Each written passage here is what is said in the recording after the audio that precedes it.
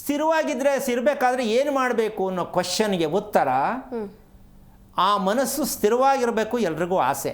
ಹೌದು. ಏನೋ ಬೆಳಗ್ಗೆ ಎದ್ದಾಗ ಒಂದು ಸ್ವಲ್ಪ ಪರವಾಗಿಲ್ಲ ಅನ್ಕೋತೀನಿ, ತಿಂಡಿ ತಿಂದಾಗ ಚೇಂಜ್ ಆಗ್ಬಿಡುತ್ತೆ ಅಲ್ವಾ? ಅದಕ್ಕೋಸ್ಕರವಾಗಿ ಸ್ಥಿರವಾದ ಮನಸ್ಸು ಯಾರಿಗೆ ಬರುತ್ತೆ ಅಂದರೆ ಮಾಡುವ ಕೆಲಸದ ಸಮಯದಲ್ಲೂ ಭಗವಂತನ ಸ್ಮರಣೆ ಮಾಡಬೇಕು. ಎಲ್ಲ ಟೈಮಲ್ಲೂ ಊಟ ಮಾಡುವಾಗಲೂ ಭಗವಂತನ ಸ್ಮರಣೆ ಮಾಡಬೇಕು, ಮಲಗುವಾಗಲೂ ಭಗವಂತನ ಸ್ಮರಣೆ ಮಾಡಬೇಕು, ನಾವು ಉಸಿರಾಡಬೇಕಾದ್ರೂ ಭಗವಂತನ ನೆನೆಸಿ ಉಸಿರಾಡಬೇಕು.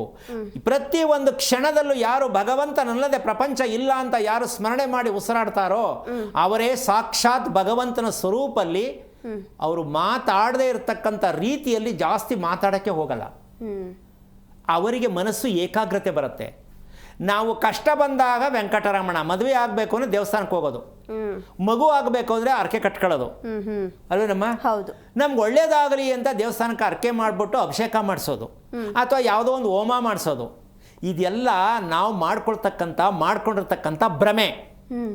ಆ ಹೇಳ್ತಕ್ಕಂಥವ್ರು ಆ ಭ್ರಮೆಯಲ್ಲೇ ಹುಟ್ಟಿರ್ತಾರೆ, ಅದನ್ನೇ ಹೇಳ್ತಾರೆ, ನೀವು ಅದನ್ನೇ ಮಾಡ್ತೀರಾ. ಅವರು ಭ್ರಮೆ ನಿರಸನ ಆಗಿರ್ತಾರೆ, ನೀವು ಅದಕ್ಕೆ ಹೋಗ್ತೀರಾ. ಅದಕ್ಕೋಸ್ಕರವಾಗಿ ನಿಮ್ಮ ಮನಸ್ಸನ್ನು ಸ್ಥಿರವಾಗಿ ಇಡಬೇಕಾದರೆ ನೀವೇನು ಮಾಡಬೇಕು? ಮೊದಲನೇ ಕೆಲಸ ಅಂದರೆ ಇದು ದೊಡ್ಡ ವಿಚಾರ ಅಲ್ಲ ಕಣಮ್ಮ. ಮಗುವನ್ನು ತೂಕ ಮಾಡಿಸಿ ಫಸ್ಟು. ಹುಟ್ಟಿದ ತಕ್ಷಣ ಮಗು ತೂಕ ಮಾಡಿಸೋದು ಸಾಮಾನ್ಯವಾಗಿ ಇದ್ದೇ ಇರುತ್ತೆ. ಅದು ಹೇಳ್ತಾರೆ ಇನ್ನು ಇಷ್ಟಿರಬೇಕಿತ್ತು, ಇಷ್ಟಿದೆ ಅಂತ. ಸೊ ಮಗು ವೀಕ್ ಇದೆ ಅಂತ ಗೊತ್ತಾಗತ್ತೆ. ಆದರೂ ಕೂಡ ಅದೊಂದು ಭಾಗದಲ್ಲಿ ಶುರು ಮಾಡಿದ್ರೆ ನಿಮಗೆ ಯಾರಿಗೆ ಆಗಲಿ ಗಂಡ ಹೆಂಡತಿ ಚೆನ್ನಾಗಿ ನೆಮ್ಮದಿ ಖುಷಿಯಾಗಿಲ್ಲ, ಕಿತ್ತಾಡ್ತಿರ್ತಾರೆ, ಬೇಜಾರು ಮಾಡ್ಕೋತಾರೆ, ಜಗಳ ಆಡ್ತಿರ್ತಾರೆ, ದೂರ ಆಗೋಗ್ತಾರೆ ಅಂತಕ್ಕಂಥ ವಿಚಾರ. ಹೌದಲ್ಲಮ್ಮ? ಇದೇ ತಾನೇ ಇದು. ಇದಕ್ಕೆ ನಾವೇನು ಮಾಡ್ತೀವಿ? ಮಾರ್ಕೆಟಿಂಗ್ ಗುರುಗಳು ಪೂಜೆ ಮಾಡಿಸಿ, ಕುಶಾಂತಿ ಮಾಡಿಸಿ, ರಾಹು ಶಾಂತಿ ಮಾಡಿಸಿ ಅಂತ ಹೇಳ್ತಾರೆ. ಅದಲ್ಲ ಮುಖ್ಯವಾಗಿ. ಕಾರಣ ಅವರ ವಯಸ್ಸಿಗೆ ಎತ್ತರ ಎಷ್ಟಿದ್ದಾರೆ ಗಮನಿಸಿ. ವಯಸ್ಸಿಗನುಸಾರವಾಗಿ ಎತ್ತರ ಕರೆಕ್ಟ್ ಇದ್ದಾರಾ, ಅದಕ್ಕನುಸಾರವಾಗಿ ತೂಕ ಇದ್ದಾರಾ, ಆರೋಗ್ಯ. ಇದನ್ನ ಗಂಡ ಹೆಂಡತಿಯನ್ನ ಈ ರೀತಿ ಸಮತೂಕವನ್ನ ಮಾಡಿ ಮದುವೆ ಮಾಡ್ತಕ್ಕಂಥ ವಿಚಾರ ಪ್ರಪಂಚದಲ್ಲಿ ಯಾರು ಗೊತ್ತಿದೆಯಾ? ಅಪ್ರಾಣೆ ಗೊತ್ತಿಲ್ಲ, ಯಾರಿಗೂ ಗೊತ್ತಿಲ್ಲ. ಹೆಣ್ಣು ಸಮತೋಲನವಾಗಿ ಇರಬೇಕು, ಹೆಣ್ಣು ಗಂಡು 50-50 ಥರ ಇರಬೇಕು ಅಂತ ಹೇಳ್ತಾರೆ. ಒಬ್ರು ದಪ್ಪ ಇರ್ತಾರೆ, ಒಬ್ರು ಸಣ್ಣಗಿರ್ತಾರೆ. ಹೆಂಗಮ್ಮ ಸಮಾಜದಲ್ಲಿ? ಸಮ ಇಲ್ಲ. ಒಂದು ಎತ್ತರ, ಒಂದು ಕುಳ್ಳು, ಒಂದು ಸಣ್ಣ, ಒಂದು ದುಮ್ಮ. ಆಯ್ತಾ? ಇವ್ರು ಹೆಸರು ಬಲಕ್ಕೆ ಹೊಂದಾಣಿಕೆ ಮಾಡಿಬಿಟ್ಟು 32 ಗಣಕೂಟ ಬಂದದಂತೆ ಮದುವೆ ಮಾಡಿಸ್ಬಿಟ್ಟ ಪೆದ್ಸಿಕಾಮಣಿ ಮದುವೆ ಮಾಡಿಸೋನು. ಇವರು ಪೆದ್ರಂಗೆ ಮದುವೆ ಮಾಡಿಬಿಟ್ರು. ಹುಡುಗ ಸಂಬಳದಲ್ಲಿ ಅವನೇ ಪರವಾಗಿಲ್ಲ ಚೆನ್ನಾಗಿದೆ ಅಂತ. ದೇಹ ಒಂದೇ ಥರ ಇದೆಯಾ ಅಂದರೆ ತೂಕದಲ್ಲಿ ಎತ್ತರದಲ್ಲಿ ಇದೆಯಾ? ಇಲ್ಲ. ಅಂದ್ಮೇಲೆ ಮದುವೆ ಹೆಂಗೆ ಮಾಡ್ತೀರಾ ನೀವು? ಇದನ್ನು ವೈಜ್ಞಾನಿಕವಾಗಿ ಜ್ಯೋತಿಷ್ಯ ಭವಿಷ್ಯವನ್ನು ಹೇಳುವವರಿಗೆ ವೈಜ್ಞಾನಿಕವಾಗಿ ಬೇಕು ಅಂತಕ್ಕಂಥ ಸಂದೇಶವನ್ನು ಕೊಡ್ತೇನೆ ನಾನು.